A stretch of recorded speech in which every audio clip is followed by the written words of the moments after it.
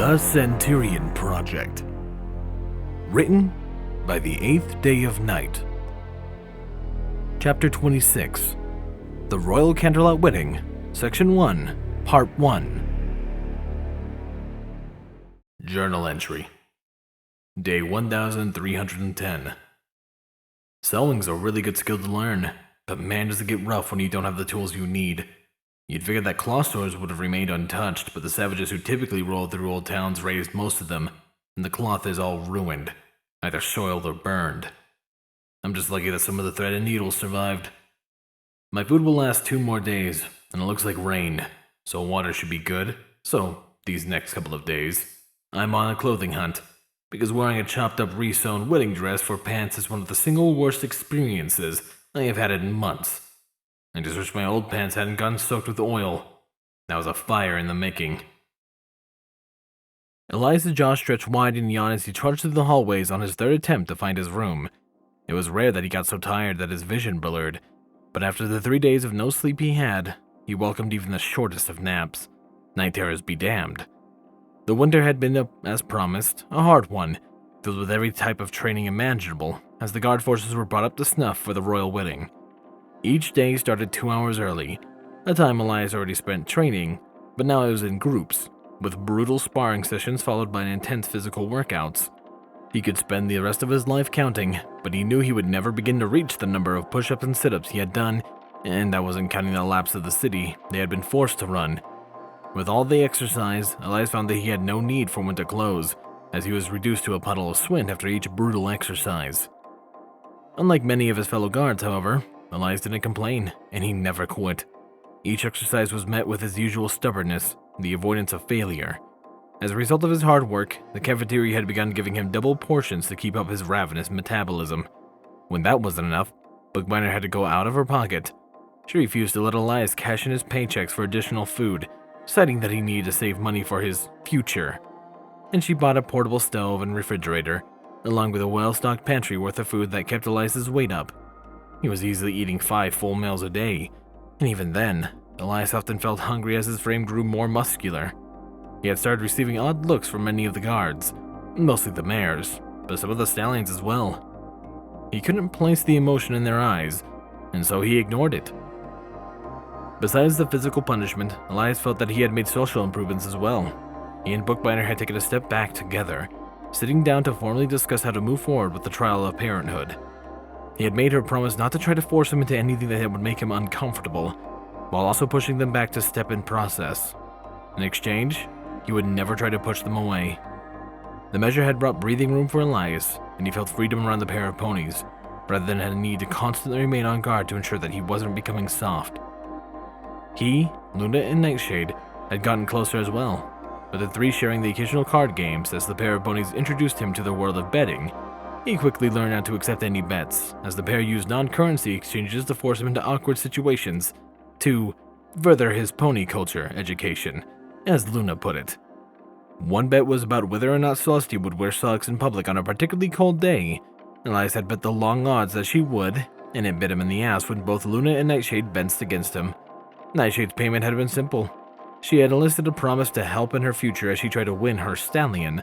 Luna, on the other hand, had forced him to participate in a cuddle session, where a large group of ponies and she had found across Equestria did nothing but curl up together in a pile, with him at the base as they fell asleep. They would occasionally whisper to each other, nuzzling and cuddling as they tried to merge their fur with his skin. His only comfort had been with Luna. Bookbinder and Nightflash had been directly beside him the entire time, something that helped less and less as several days passed without break. Elias only remained silent in his suffering to avoid getting involved in something worse. For his silent patience, however, he had been rewarded, and spent a few extra days off with Bookbinder. The mare dragged him around Canterlot, taking him to different stores and restaurants as he treated him like her baby boy. Occasionally, Luna involved herself, and while he despised all their attempts to buy him socks, Elias found that he enjoyed having the alicorn around, especially when she had treated the 4 of them to an orchestral concert. Fitted with new, warmer clothes, the outdoor concert had still been chilly, and Elias was still able to fall back on his pony culture lessons to sit comfortably with the 3, warm and covered with fuzz as he listened with rapt attention. He had never been to a live concert, and the recorded music fell quickly to the wayside as well. The experience was more than fun. and Elias had managed to secure a promise to see another following the wedding. Luna had given him an odd look when he had asked, but she had seemed happy to say yes, so Elias didn't think too hard on it. He found her behavior a bit off, but it was nothing compared to the way some of his friends had been acting recently. Scarlet Shield's previous interest in human culture vanished overnight, replaced by complete silence from the pony. He still brought maps and strategy guides to the lunch table, but his heart didn't seem in it, and when Elias tried to press him on to see what was wrong, the Pegasus became defensive, pushing Elias away as he ate quickly, leaving early to train. One night, Elias had followed Scarlet around and found that the Pegasus was going to the library. Some snooping around found him researching different species of creatures, but for some reason, Elias didn't know. Once he found the Pegasus wasn't doing anything wrong, per se. Elias left him be, still curious at the sudden change of his personality. Thinking of the devil, Elias spotted the crimson-colored pony standing with twitching night flash just outside of Luna's bedroom. Elias yawned widely and rubbed his eyes as he began making his way down the hallway. Since it was the day of the wedding, all the guards were supposed to be on duty in shifts, but some mysterious threat had dragged the royal guard to the Everfree, so the lunar guard was picking up the slack. Elias said a mental curse to Captain Armor. He now had extra motivation to brawl with the Solar Guard captain, and he had just to find a way to ambush the unicorn. Night Flash spotted him, and Elias heard a sharp whimper as the Pegasus rushed away from his post. "Red, you've got to help me," he pleaded, his hooves beating on Elias's plated chest. "I forgot to use the bathroom on the last break, and that was 6 hours ago. Can you take my spot, please? I just need a few minutes." Elias opened his mouth and turned the pony down. They only had half an hour left until the next shift change after all. But the pony whimpered again, and put on his best pairs of puppy dog eyes. His fluffy little ears slipped free of his helmet and pinned down, completing the ensemble of adorableness. Elias sighed and rubbed his eyes with a knuckle to his thumb. "Fine. Just make it quick. I need to get some sleep or I'm going to drop." Night Flash's face lit up with gratefulness, and he gave Elias a quick hug before he sprinted away, rocking around the corner towards the infirmary.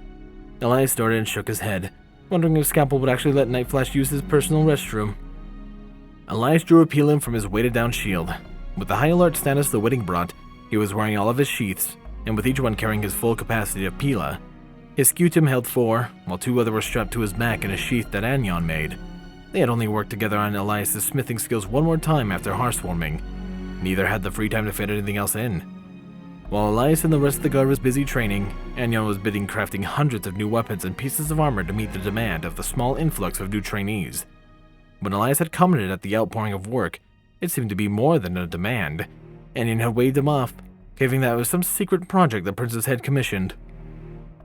Elias stumbled his way over to Night Flash's post, leaning against the wall as he closed his eyes inside. Even as physically fit as he was, his legs had begun hurting after the 3rd throne room guard duty in a row. He had no idea who Princess Miyamori Cadenza was, but the pony better enjoy the hell out of her wedding before all the pain it was putting him through. Elias could already tell that if he didn't have the knee issues before, he would now. His joints were incredibly stiff, and he briefly wondered Bookbinder knew any pain relief spells. Anything she tried couldn't possibly make anything worse. Scarlet cleared his throat, and Elias cracked an open eye at the pony. Scarlet shifted nervously, then turned to look at Elias. "You can go to sleep if you want, guardsman. I can keep watch just fine until Night Flash gets back." Elias snorted and shook his head. "We both know that isn't how this works, Scarlet. 2 guards at the Princess Luna's door, at all times, no more, no less." Scarlet's tail flicked. "It'll only be for a few minutes," Scarlet replied. "I certainly won't tell any pony." "Neither will I," Elias said, "because I'm going to stand here and do nothing until Flash makes it back." He gave Scarlet a curious look. "I'm surprised that you're trying to convince me to play hooky, Scarlet. You're usually a proper guard who follows all the rules, shedding his armor till it's like a mirror, and sucking up the nightshade to get some extra good boy points." Elias had meant it as a joke, but as the words came out of his mouth, he quickly noticed that Scarlet looked very uncomfortable. The Pegasus flinched and faced forward again, occasionally shooting a nervous look at Elias. The human side had mentally smacked himself as he straightened, pushing back from the wall, and the pair stood in silence for a moment. Then Elias turned to Scarlet. "Scarlet, look." He scratched his ear as the right words failed to rise into his tongue. "I'm sorry. I didn't mean anything by that. I don't even know why I really said it." The Pegasus didn't look at Elias as he fidgeted nervously. "It's fine, guardsman. Let's just focus on our guard duty. Elias frowned as the Pegasus refused to look at him. Sweat rolled down Scarlet's forehead, and the Pegasus seemed to quiver in place. Elias made a note that the pony hadn't used his name either. That meant something was wrong, and Elias intended to find out what. Scarlet, did I do something? Elias asked. You've been acting a bit off lately. Is something happening outside of work? The pony began to fidget more. No, just the usual, Scarlet said, chuckling nervously. The usual being? Scarlet waved the hoof. It's nothing, Guardsman. Don't worry about it. Let's just wait until Night Flash comes back. Elias frowned, but turned away from the pony. He kept one eye latched onto the Pegasus, and though Scarlet pretended to relax, Elias could tell that he was tensed up, ready to do something. Elias kept a loose grip on his pilum, his suspicion rising. Before things could escalate further, Night Flash poked his head around the corner and trotted quickly back towards the guard's position. Thanks, Red, the Pegasus said cheerfully. I don't think I would have lasted much longer, and I don't think Captain Nightshade would have appreciated if I made a mess right outside Princess Luna's room. Elias nodded silently as he stepped away from the post, and Nightshade slipped back to his usual position. As he moved, Elias glanced at Scarlet to find that the Pegasus looked like his normal self. No trace of nervousness or fidgeting whatsoever. Elias scratched his ear, then yawned. Maybe it was the sleep deprivation. It wouldn't be the first time he hallucinated things. Night Flash, noticing his weariness, snorted and waved down the hallway. Go get some sleep, Red. Bookbinders should be getting off shift at the same time you are, and I'll be by in a few more hours. Maybe we can get some donuts together after the wedding. Elias nodded tiredly. Sounds like a plan to me. See you in a few hours, Flash. The Pegasus nodded and offered up one more bright smile before he slipped into his normal guard demeanor. Elias gave him a small, two-finger salute, then began to turn around to his room, only to be shoved against the wall as an explosion rocked the castle. The human grunted his head smacked onto the stone, but his helmet caught the worst of it, and Elias was able to push himself up straight. He looked back at Night Flash and Scarlet to ask if they were right, only to find that Scarlet was gone, replaced by a black-shelled, blue-eyed pony-looking thing. Night Flash was already standing off against the creature, his wings flared high as he snarled and growled. The pony thing hissed and sprang at the Pegasus, its bug-like wings buzzing as it attacked. A second later, the creature's head rolled up to Elias's foot as the body hit the ground with a thud. A torrent of green glue flowed like molasses-thick blood, staining the carpet, and Night Flash grimaced hatefully at the creature, his wing blades covered in goo from the powerful cut. Elias nudged the head with his foot as he stared at it with disgust. What the hell is this thing? Night Flash frowned, turning away from the creature, raising his hoof, and he pounded on Luna's door. It's a changeling, just like the ones you studied, Red.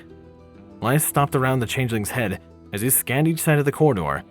He thought he could hear shouts, but everything felt muted. So that's what they look like, he murmured, his eyes glinting back to the decapitated body. The bestiary didn't include a physical description. Elias matched Night Flash's frown, his mind alight as he stared at the corpse. One question in particular burned in his mind and he couldn't help but ask it.